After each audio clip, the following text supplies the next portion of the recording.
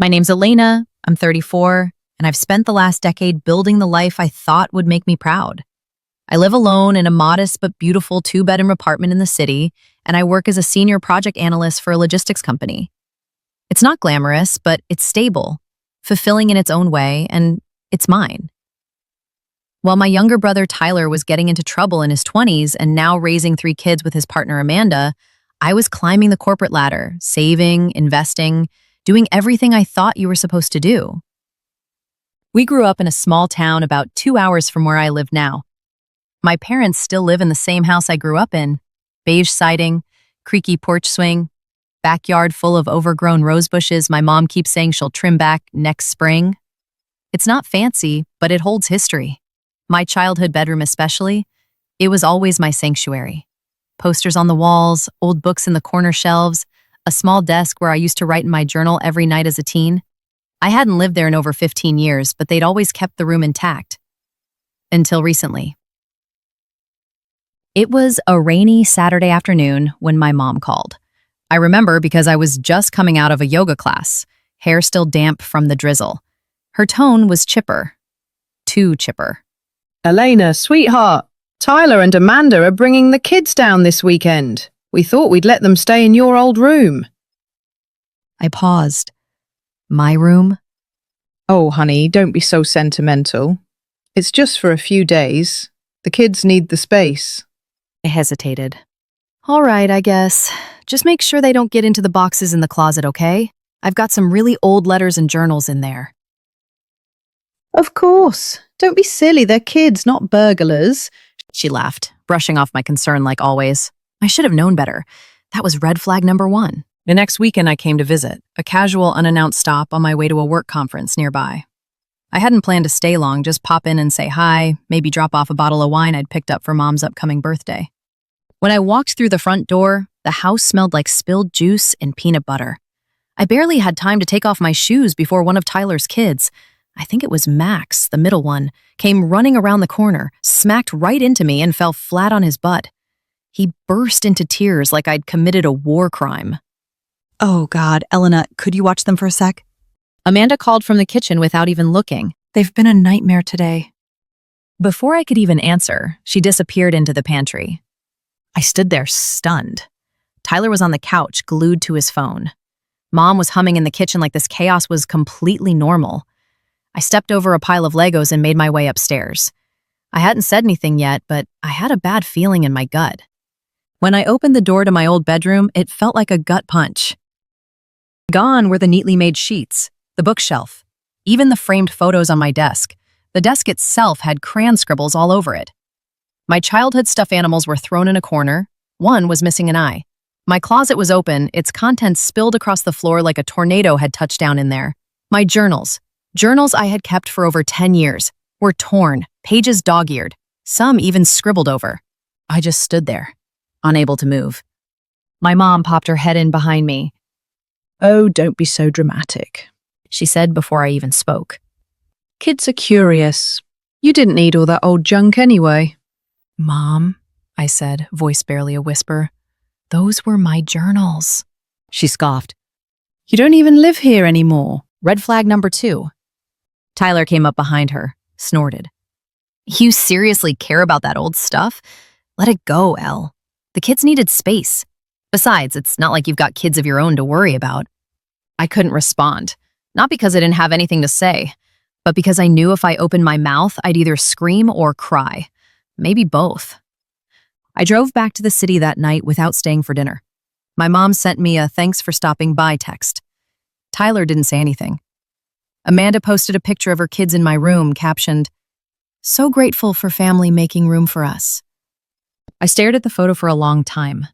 The bedsheets were stained, the walls had greasy handprints, my bookshelf had been replaced with a stack of plastic bins filled with toys. And then I noticed something else.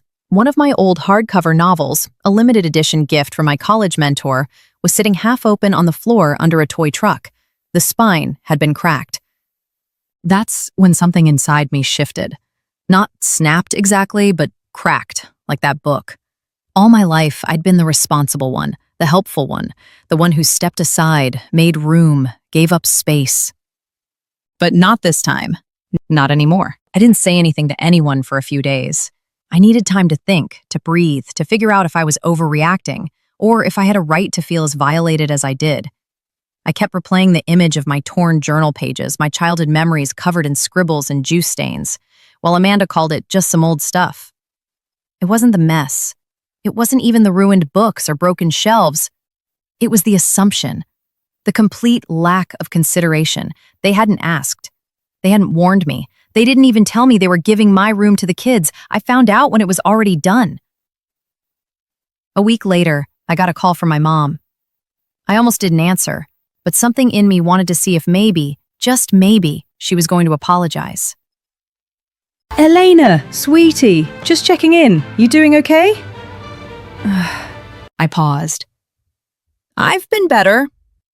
Oh, still upset about the room? Honey, I told you it's just stuff. You can't hold on to the past forever. I'm not holding on to the past, I said, trying to stay calm. But you didn't ask. You didn't even warn me. Well, we assumed it wouldn't be a big deal. That sentence landed like a slap. We assumed. They'd decided for me. Again. I want my journals back, I said flatly. All of them. I don't care if they're ripped or written on. I want what's left. Mom sighed like I was being difficult. Fine, I'll put them in a box and have your dad drop them off. 3 days later, I came home to find a soggy cardboard box sitting outside my apartment door. Inside, my journals had been crammed in haphazardly, some of them still sticky with whatever the kids had spilled on them. A few pages were torn out entirely. One notebook had crayon doodles on the cover, hearts and smiley faces and something that looked like a rocket ship. I stared at the box for a long time. I didn't cry. I didn't scream. I just felt hollow. A few days after that, I got an invitation to a family weekend barbecue at my parents' place. I deleted it without replying. Then came the kicker. 2 weeks later, Mom called again. I let it go to voicemail, but I listened. Her voice was cheerful, too cheerful. Hi, honey. Just wanted to give you a heads up. Tyler and Amanda are thinking of making the move permanent. You know, with the cost of daycare and everything, they figured it makes more sense to stay here for a while. The kids are comfortable. Oh, and since your old room worked out so well, we're thinking of just making it the boys' room officially. Hope that's okay. I froze. Hope that's okay? They weren't just borrowing the space anymore. They were taking it, permanently, without permission, without discussion. They were erasing the last space that had ever really been mine. That night, I called my brother. He didn't pick up. I texted him. Can we talk about the room? He replied an hour later. What about it? I typed out a long message explaining how much it meant to me, that it wasn't just a room, it was the only part of my childhood I had left, that I felt disrespected, blindsided, and hurt. His response came quickly. It's not that serious, Elle.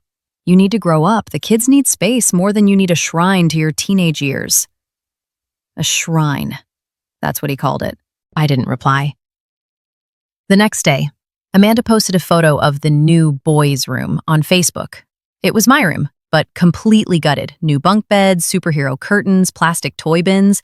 The caption read, "So blessed to be giving our kids a real home, thanks to family who support us."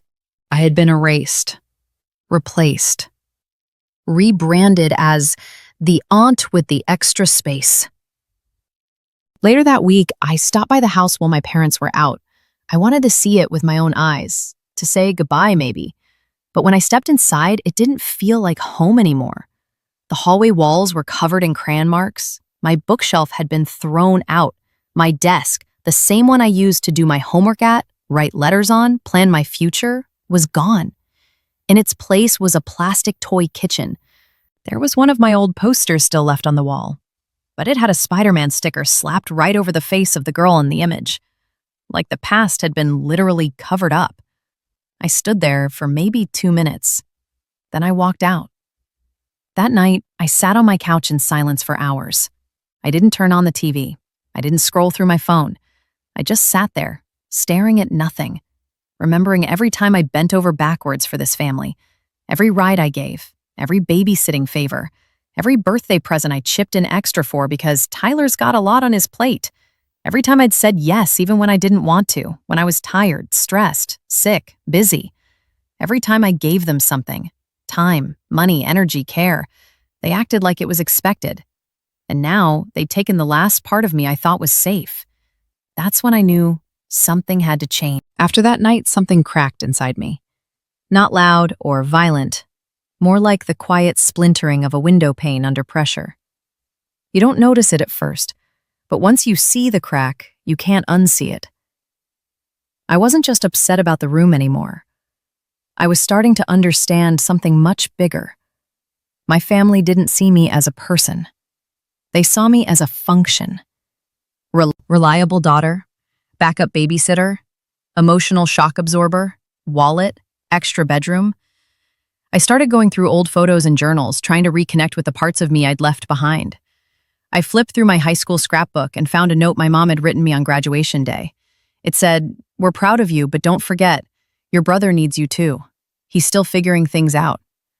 Even on one of the biggest days of my life, I've been reminded that his needs came first. And he always came first. I remembered being 15, canceling a sleepover to stay home and help watch him after he broke his arm. I remembered Mom telling me to just be the mature one when he got caught stealing and I was grounded for tattling. I remembered paying off part of his credit card debt in my 20s because he wasn't good with money, and Mom said, "We all help each other in this family." Except we didn't. I helped. They expected. I opened my laptop and looked through old emails, trying to track how many times I babysat over the years. I stopped counting after 60. 60 weekends, holidays, and nights sacrificed because Amanda needed a break and Tyler had to work late. I'd rescheduled meetings, missed dates, shoved down resentment for years just to keep the peace. But what had it earned me?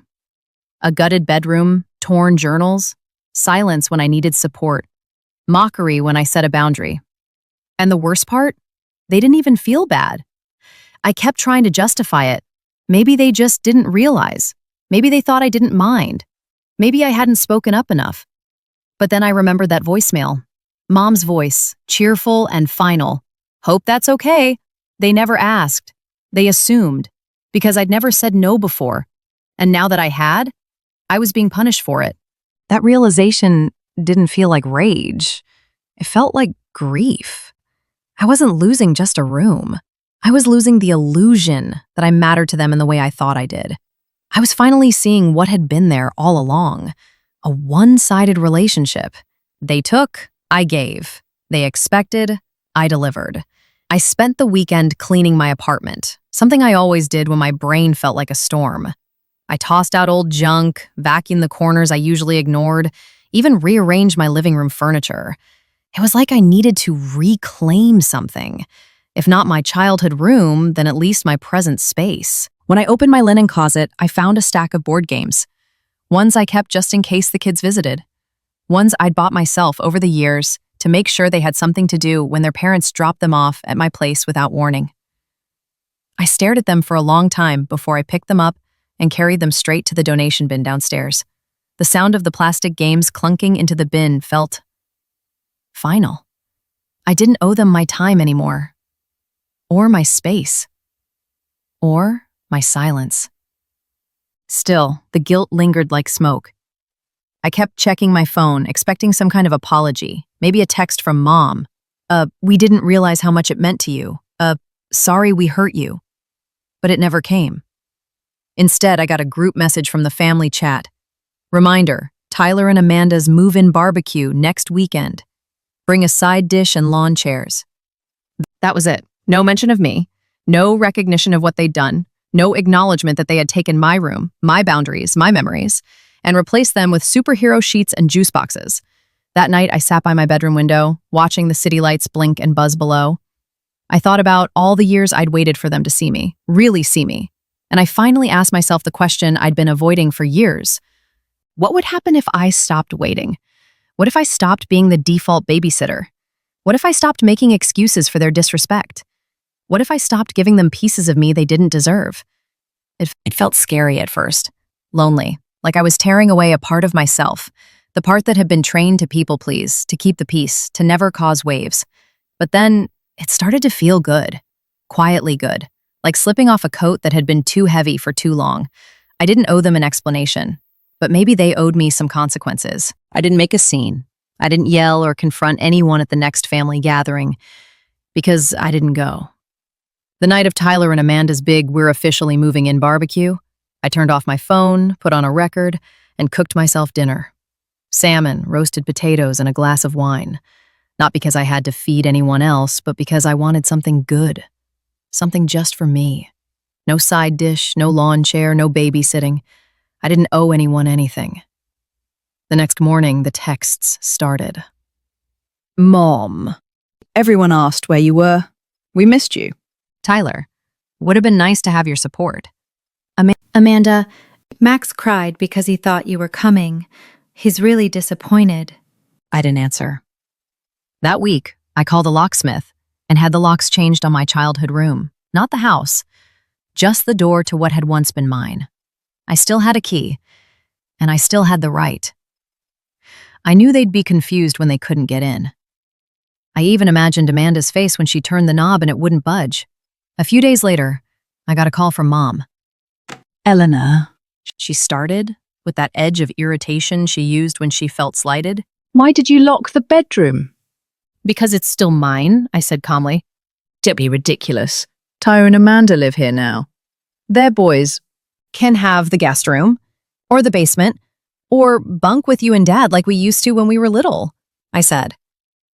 But that room is mine. And until you can respect that, it stays locked. There was silence on the line, thick and heavy. I could hear her breathing, shallow, surprised. You're being incredibly selfish. A week later, I mailed a letter, a real one, to each member of my family. It wasn't emotional or accusatory, it was factual. I outlined every time they'd assumed, every time they'd taken, every time I'd been dismissed or used.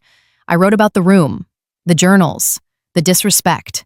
And then I wrote simply, I am no longer available for unpaid childcare.